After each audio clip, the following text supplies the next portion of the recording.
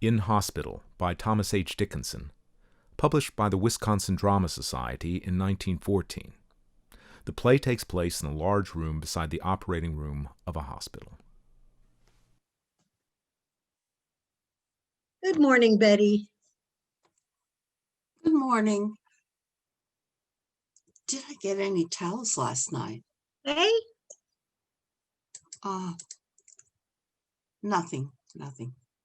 well, I guess that's as much as I want for one trip. Oh, did you miss your free hour yesterday? Uh-huh. What's the trouble? Case serious? Oh, no. Doc thought I'd better not leave the afternoon before the operation. What time is it this morning? Now? Oh, about 8:30, No, I mean the operation. 9 o'clock. And who gives the anesthetic? I do. Sleep well last night? Well, she had me up several times. I thought she was talking to me, like talking in her sleep. Nervous? Oh, she has grit. You can't tell how it will hit them. Sometimes the patient that has the most grit when she's awake goes all to pieces when she's asleep. Well, last night she was saying something about Fred. I didn't understand exactly. I think he's her son. Then once she asked me to bring the baby. I got up and I spoke to her, but she didn't hear me. Thinking about her kids. Well, that's natural.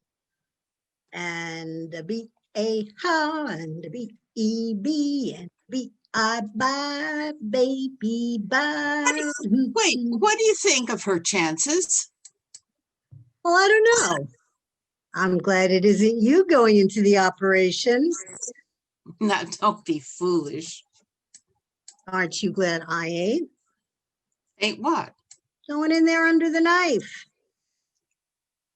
Of course not, Smarty. Why should I care? Ta-ta. Oh, here you are. How is she? Best reports this morning, glad to say. Have you seen her? No, she isn't in my ward, but her nurse tells me she slept nicely, very nicely indeed. Well, I'm glad of that. I didn't sleep. Didn't sleep, eh? Well, I don't know as I blame you. Still, you owe it to yourself, you know. Yeah, I went to bed, but couldn't sleep. Wander around outside. Of course, if you're nervous, it's necessary to get it out of your system somehow.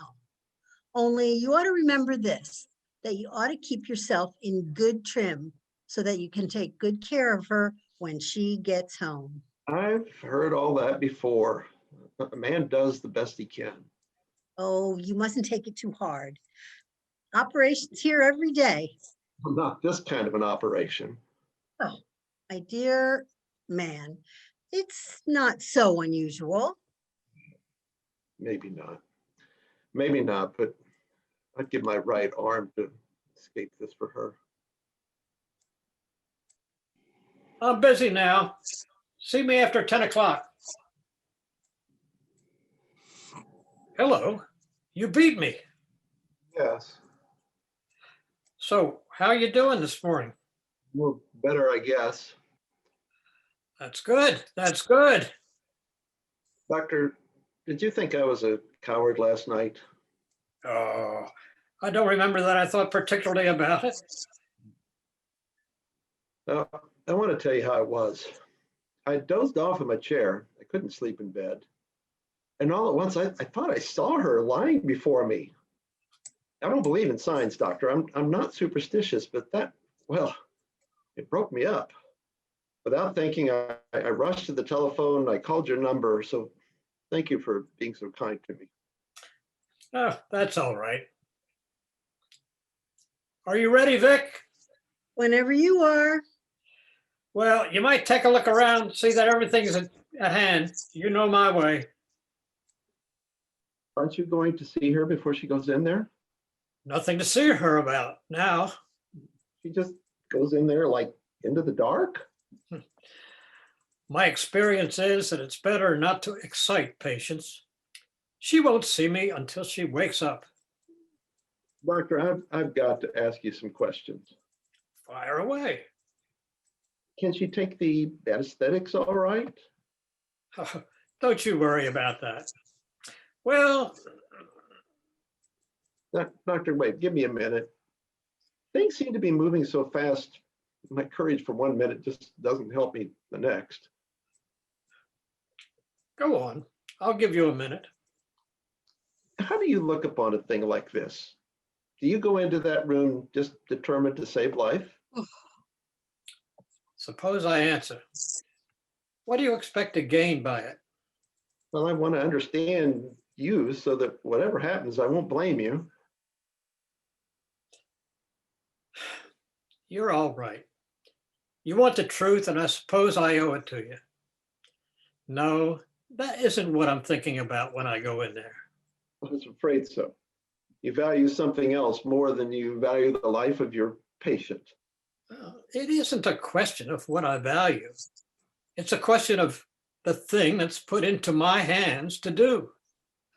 Of the operation you've got to perform. That's it, precisely. Now I'll illustrate it to you. Now listen, because I want you to understand. I wouldn't talk to you unless I thought I ought to. Let me think. Okay, yes, this will do.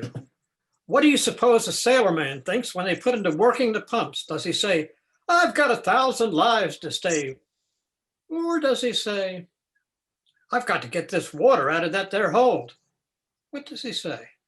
He says he's got to get the water out of the hold. You're right. Let's take another case. Take another case. What's the soldier say when things get good and hot around him? Does he strike a pose like a play actor and say, I've got to save my country and the grand old flag? Not much, he don't. I'll tell you what he says. He says, I've got to get over that stone wall there and plug that man on the other side. That's what he says, ain't it? Yes. And if it's a racer is getting into a ticklish place and he doesn't watch the judges stand, does he? But watches the track and pegs away? Yes. Well, that's the doctor's way of looking at it. He watches the track, lets the flag take care of itself. And ignores the possible consequences. And lets the consequences take care of themselves. We've got a job to do, and we do it. And your purpose isn't to save life. Not exactly. It's to do a good operation. But from my point of view, it's your first business to save my wife's life. Well, it's jolly lucky you ain't your wife's doctor. Look, from my point of view, it's my first business to perform the operation, give the treatment called for by the diagnosis. And you just shut your eyes to everything else. Shut our eyes? No, sirree. Shut our eyes, nothing. We see everything that goes on. We see death coming along and we don't get scared. We've got to see him if we're going to fight him. And we see folks suffering and we can't stop for sympathy. Sympathy in a doctor is near to weakness. What can we do? We just keep ahead and do our stint. We can't pay attention to life and death, but they live, by George. They live if we do the stint right. The best motto I ever heard for a doctor was, keep your eyes open, keep your heart closed, keep your hands clean, and heal the sick. Now, what was it you said you wanted to talk to me about? It's nothing now, doctor. I'm willing to leave her in your hands. Oh, well. May I see her before she goes in there? See her. You want to talk with her. Let's have a look at you. How's your grit? Let's see your teeth. Now your eyes. Now swallow. You're all right. You're a man, all right. I think you can trust me. Yes, I reckon I can. At any rate, I can trust her. And I'm going to guarantee that I can trust you. Well, good. I'm going to tell you what she said to me when this came on. Do you know what she said? She said, "Don't tell him how serious my condition is." I couldn't bear for him to know. She said that. She did. Well, she wanted to protect me. You're right. She wanted to protect you. Just think of it, will you? You couldn't be a coward after that, could you? No. No. She may come here for 10 minutes. Well, Hello, that sun is bright. Makes a clear line straight across the room.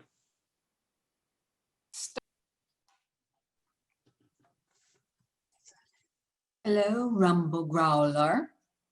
why, Pet, are they making you walk all alone? Of course. What do you think I am, an invalid? Well, not the least bit in the world, but when I'm paying this hospital all the money they're charging me, I want them to give you some attention. You're to pay attention to me now. Very well. Then you're not to stand anymore. You're to sit down.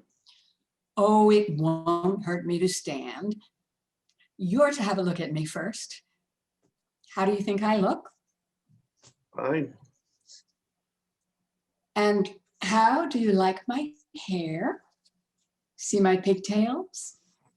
Great. How long it is. Nope, you mustn't touch me. It is expressly against orders. Stay your distance. Must I? That's hard. Orders. It's orders too that I should take the best care of you while you're visiting me, and you are to sit down here and never move. Crumbler, you're not looking well. I think Sarah isn't giving you good meals. Oh, yes, she is. Do you have them at just the right time? You're always so careless, you know, if I don't watch you. It's promptly on the dot. Does she cook your steak right? And do you always have your salad? Well, now we'll let those little details pass. If you'll tell me something, what do you put your hair up that way for? Oh, because it's nicer that way. It's more becoming, don't you think so? Yes, it certainly is. I think you ought to wear it in 2 braids all the time, don't you? I think I will after this. I like it. Well, You yes. ought to see the care the nurses take of me. One nurse all the time, and sometimes 2 or 3. And they give me everything I want. That's good. And often they think of things and do them before I even know I want them. But they're always just what I'd have wanted if I'd have thought. Well, that's good. Might as well do something for their money.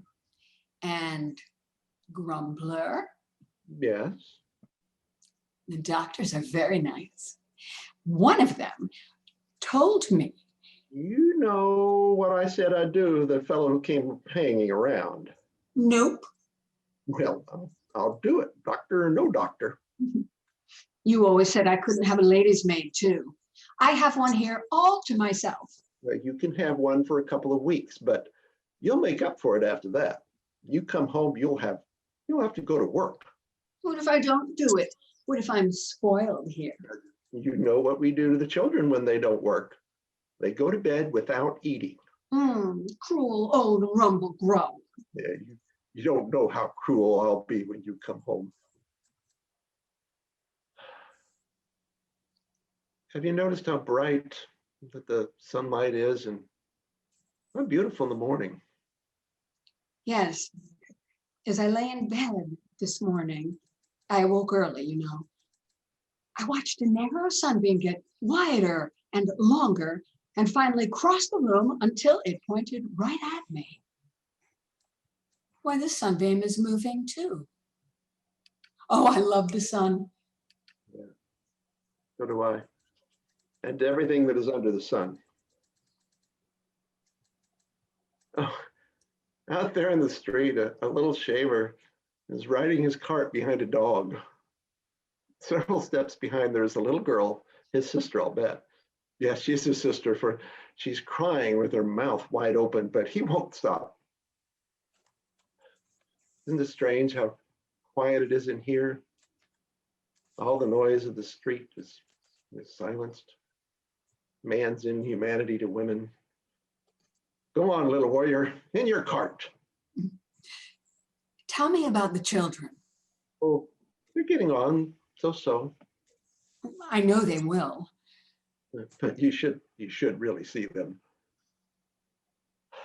They're trying so hard to be good, but it's a stiff pull for the little rascals. I don't blame them. I mean, Freddie put me in quite a hole the other day. What's the use of being good when mother's away, he asked. And for the life of me, I couldn't think of an answer. What would you say? I'd be as bad off as you are. Yeah, but Robert wasn't. No, he had an answer. He said, so mother would be happy when she comes back, he said. Wasn't that good? Just like Robert. Yeah.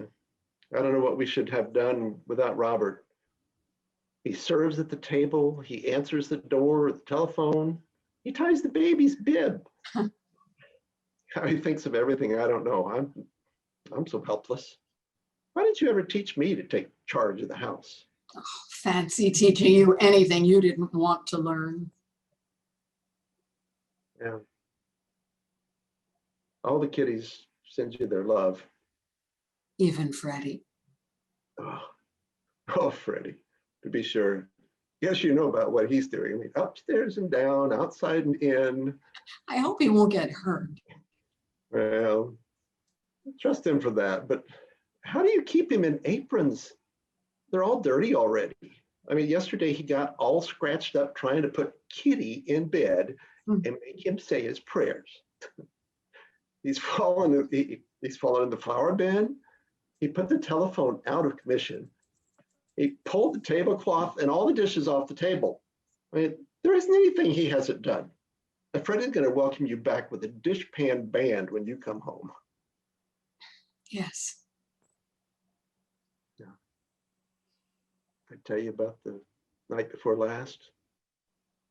No. Yeah. That night he slept over at Cousin Ruthie's house. All his nightgowns were dirty, so Aunt Ellie made him wear one of Ruthie's. Oh. But she had the hardest time making him wear it. The next morning he said to me, I'm glad I ain't a woman, ain't you, Pa? Yes, I suppose so, I said. Why?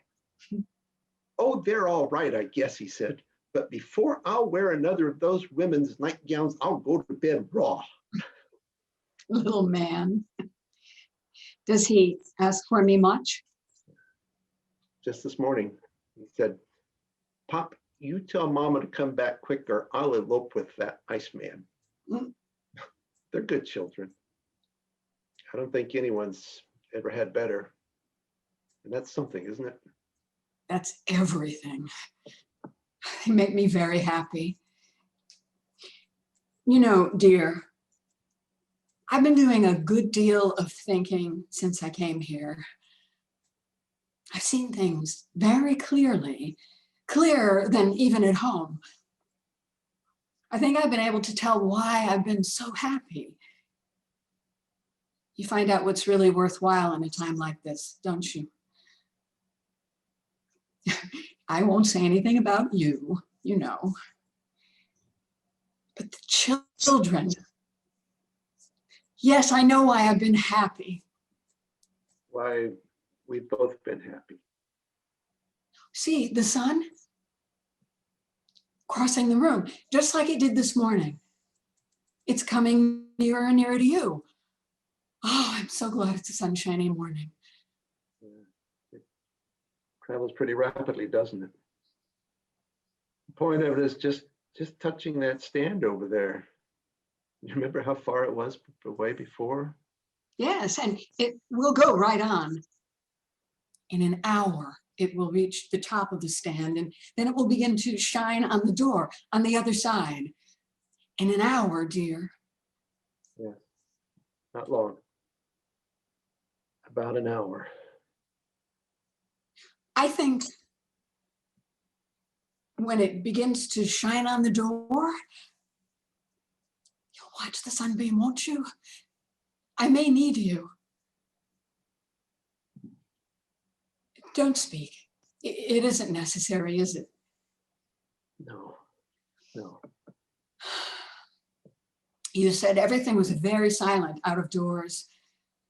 Seems to be silent in here, too.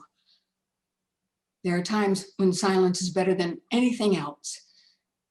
Doesn't it seem to you that way sometimes? Time is going on silently, just like that little beam of light. Yes, I suppose so. There. And Grumbler, listen. I've never been so happy in my life. And I haven't any pain now. Isn't that strange? And isn't that the way it should be? Think how promising it is. And we're both ready, aren't we? Yes.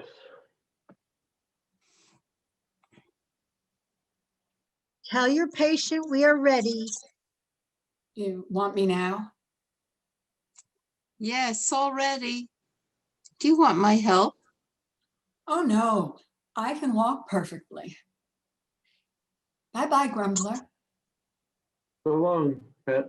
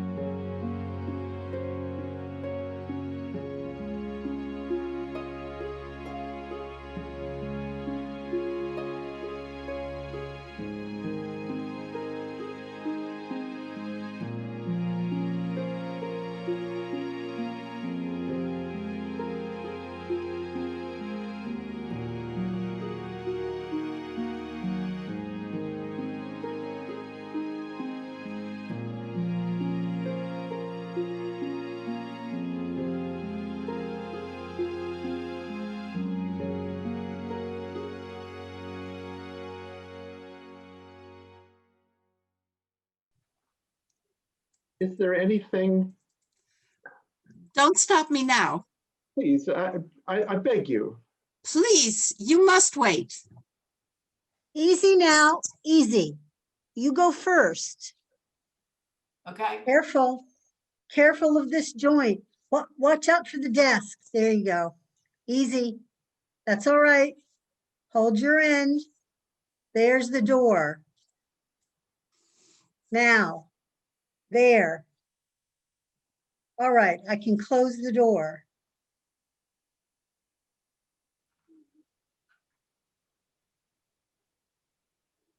My wife,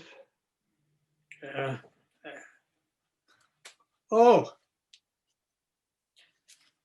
beautiful operation. Beautiful.